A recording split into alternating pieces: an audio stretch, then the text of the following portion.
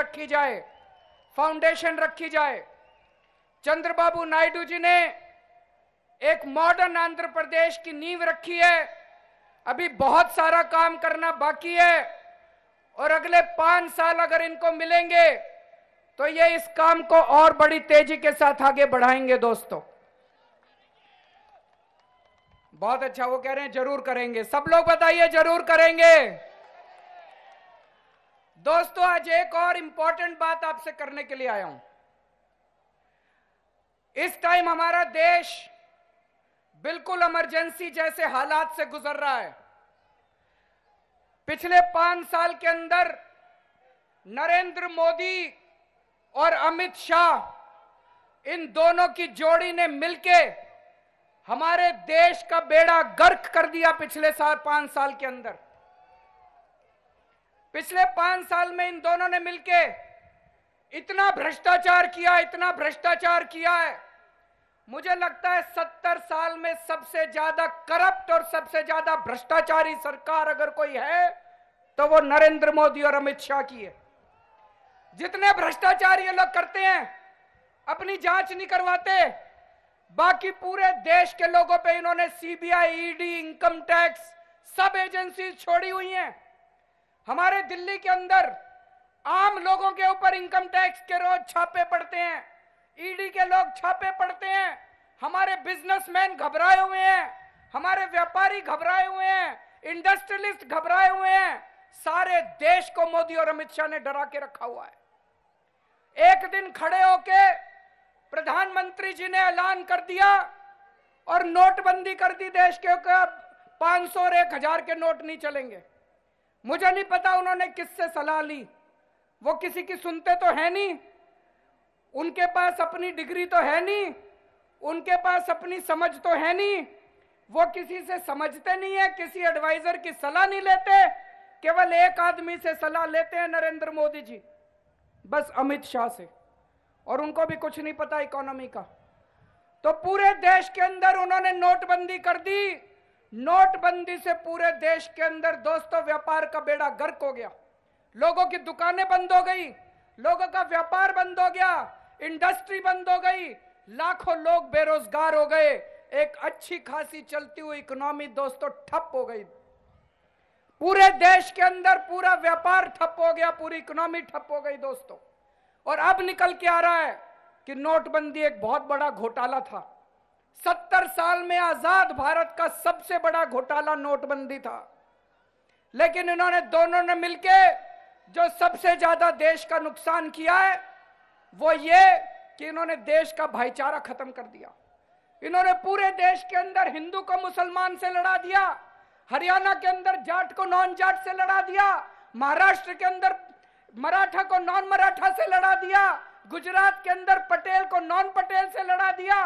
दोस्तों इन्होंने पूरे देश के अंदर लोगों के मन में जहर भर दिया। इन लोगों ने 5 साल के अंदर पूरे देश के अंदर चारों तरफ नफरत ही नफरत, नफरत ही नफरत। ऐसा देश जिसके अंदर लोग आपस में नफरत करते हैं, ऐसा देश कभी तरक्की नहीं कर सकता जब तक लोग आपस में मिलजुल के नहीं रहते। हमारा वो देश है, हमारा महात्मा बुद्ध का देश है, गांधी का देश है। सदियों से हमारे देश के अंदर कहा जाता था हिंदू मुस्लिम सिख ईसाई आपस में है भाई भाई। इन लोगों ने वो भाईचारा खत्म कर दिया, मोदी और अमित शाह ने मिलकर।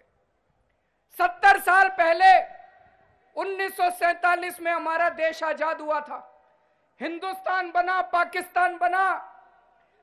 पिछले 70 साल से पाकिस्तान का एक ही सपना है, किस तरह से हिंदुस्तान के टुकड़े टुकड़े करें, किस तरह से हिंदुस्तान को बांटें। 70 साल से पाकिस्तान नहीं कर पाया। पाकिस्तान चाहता था कि देश को धर्म के नाम पे, जाति के नाम पे बांट दो भारत को। 70 साल से पाकिस्तान नहीं कर पाया। जो काम 70 साल से पाकिस्तान नहीं कर पाया, 5 साल के अंदर मोदी और अमित शाह ने करके दिखा दिया दोस्तों। 5 साल के अंदर इन्होंने धर्म के नाम पे, जाति के नाम पे पूरे देश को बांट दिया। हमें किसी भी तरह से इन दोनों से अपने देश को बचाना है। ये दोनों अगर दोबारा 2019 के अब चुनाव में जीत के आ गए तो दोस्तों ये देश नहीं बचेगा, इस देश का जनतंत्र नहीं बचेगा। इन दोनों ने प्लानिंग की हुई है कि 2019 के बाद ये देश का संविधान बदल देंगे, इस देश के अंदर चुनाव कराने बंद कर देंगे। आपको लग रहा होगा ना कि केजरीवाल ज्यादा बोल रहा है। मैं अभी थोड़े दिन पहले ममता दीदी ने कलकत्ता में हम सब लोगों को बुलाया था, मैं कलकत्ता गया था। कलकत्ता में भी मैंने ये चेतावनी दी थी कि अगर 2019 में मोदी और अमित शाह दोबारा जीत गए तो ये देश का संविधान बदल देंगे। हिटलर ने भी ऐसे ही किया था। 1931 में जब हिटलर जर्मनी का प्रेसिडेंट बना, उसने प्रेसिडेंट बनने के 3 महीने के अंदर जर्मनी का कॉन्स्टिट्यूशन बदल दिया और चुनाव कराने बंद कर दिए। जब तक हिटलर मरा नहीं तब तक वो जर्मनी का प्रेसिडेंट रहा। अगर ये दोनों दोबारा आ गए, मोदी और अमित शाह, तो इस देश का कॉन्स्टिट्यूशन बदल देंगे। और अब मेरी बात को पिछले हफ्ते साक्षी महाराज बीजेपी के एमपी हैं, उन्होंने अभी ऐलान किया है। पिछले हफ्ते साक्षी महाराज ने बोला है कि अगर हम लोग 2019 का चुनाव आखिरी चुनाव है, 2019 में मोदी को वोट दो, उसके बाद कोई चुनाव नहीं होगा इस देश के अंदर। ये मैं नहीं कह रहा, बीजेपी के एमपी ने बोला है, पिछले हफ्ते बोला है कि 2019 का चुनाव आखिरी चुनाव है, बीजेपी को वोट दो, मोदी को वोट दो, उसके बाद इस देश में कोई चुनाव नहीं होगा। अभी थोड़े दिन पहले अमित शाह ने जयपुर की रैली में बोला कि अगर 2019 का चुनाव बीजेपी जीत गई तो दोस्तों 2050 तक बीजेपी को कोई नहीं हरा सकता। कैसे नहीं हरा सकता? इसका मतलब अमित शाह और मोदी के दिमाग में यही है कि अगर ये दोनों दोबारा आ गए तो इस देश का संविधान बदल देंगे, कॉन्स्टिट्यूशन बदल देंगे, डेमोक्रेसी खत्म कर देंगे। दोस्तों उसके बाद कोई चुनाव नहीं होगा।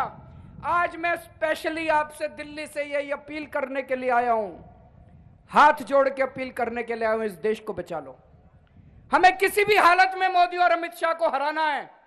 मुझसे कुछ लोग पूछते हैं मोदी नहीं तो कौन, इफ नॉट मोदी हु?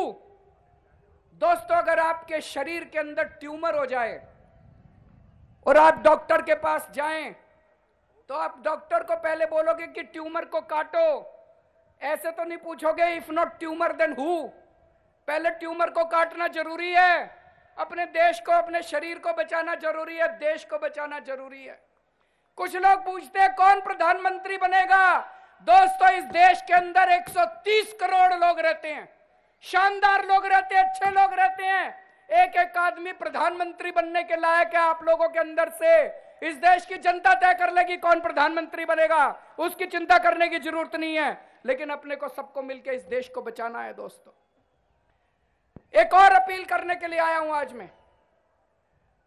पिछले 70 साल में पूरे देश के सारे राज्य, जितने भी राज्य, तमिलनाडु, आंध्र प्रदेश, कर्नाटका, गोवा, महाराष्ट्र, उत्तर प्रदेश, बिहार, आसाम, वेस्ट बंगाल, सब राज्य पूरे राज्य हो गए, फुल स्टेट बन गए। फुल स्टेट मतलब लोग अपनी राज्य सरकार, अपनी सरकार चुनते हैं, मुख्यमंत्री बनाते हैं और उस सरकार को पूरी पावर होती है लोगों के लिए, स्कूल बनाने के लिए, कॉलेज बनाने के लिए, अस्पताल बनाने के लिए फुल पावर होती है। दिल्ली अकेला राज्य बना है कि 70 साल में अभी भी दिल्ली फुल स्टेट नहीं है, हाफ स्टेट है। दिल्ली के लोग जिस सरकार को चुनते हैं उस सरकार के पास पावर नहीं है। हर चीज की परमिशन लेनी पड़ती है सेंट्रल गवर्नमेंट से। हम स्कूल बनाना चाहते हैं, हमें सेंटर से परमिशन लेनी पड़ती है। हम कॉलेज बनाना चाहते हैं, हमें सेंटर से परमिशन लेनी पड़ती है। हम कुछ भी काम करना चाहते हैं, हमें सेंटर से परमिशन लेनी पड़ती है। दोस्तों ये दिल्ली के लोगों के साथ अन्याय है जो 70 साल से हो रहा है। अब दिल्ली का भी टाइम आ गया, दिल्ली को भी फुल स्टेट बनना चाहिए। आंध्र प्रदेश के लोग स्पेशल स्टेटस के लिए डिमांड कर रहे हैं। नरेंद्र मोदी जी ने कहा था कि अगर वो आंध्र प्रदेश को स्पेशल स्टेटस देंगे, लेकिन नरेंद्र मोदी जी ने धोखा दिया, प्रधानमंत्री ने धोखा दिया। इस बार जब वोट डालने जाओ तो उसको भूलिएगा मत कि नरेंद्र मोदी ने आपको धोखा दिया था। चंद्रबाबू नायडू जी ने इसके लिए कुर्बानी दी और उन्होंने उनका साथ छोड़ दिया और उन्होंने कुर्बानी देके आंध्र प्रदेश के लोगों के लिए कुर्बानी दी, आपके लिए कुर्बानी दी। दोस्तों अब केंद्र में जो सरकार बनेगी, आज मैं दिल्ली के लोगों के लिए की तरफ से संदेश लेके आया हूं कि दिल्ली के लोग आंध्र प्रदेश के लिए स्पेशल स्टेटस की डिमांड करेंगे और स्पेशल स्टेटस लेके रहेंगे। दोस्तों और मैं दिल्ली के लोगों की तरफ से अपील लेके आया हूं कि आंध्र प्रदेश के लोग, और आज ममता दीदी भी यहां बैठी हैं, वेस्ट बंगाल के लोग भी, हम सब मिलकर दिल्ली के लोगों की फुल स्टेटहुड की डिमांड को सपोर्ट करें दोस्तों। पूरा देश मिलकर दिल्ली को फुल स्टेटहुड बनाए और पूरा देश मिलकर आंध्र प्रदेश को स्पेशल स्टेटस दिलवाए। हम सब लोग, इस देश की एक ही उम्मीद है, इस देश की एक ही उम्मीद है, कोई नेता इस देश की उम्मीद नहीं है, इस देश की एक ही उम्मीद है, आम आदमी। आप लोग इस देश की उम्मीद है। इस देश को कोई बचा सकता है तो केवल आम आदमी बचा सकता है, इस देश की जनता बचा सकती है। इसीलिए मैं दिल्ली से चल के आया हूं, आप लोगों से अपील करने के लिए, आप लोगों से हाथ जोड़ के विनती करने के लिए कि इस देश को मोदी और अमित शाह की जोड़ी से बचा लीजिए दोस्तों। भारत माता की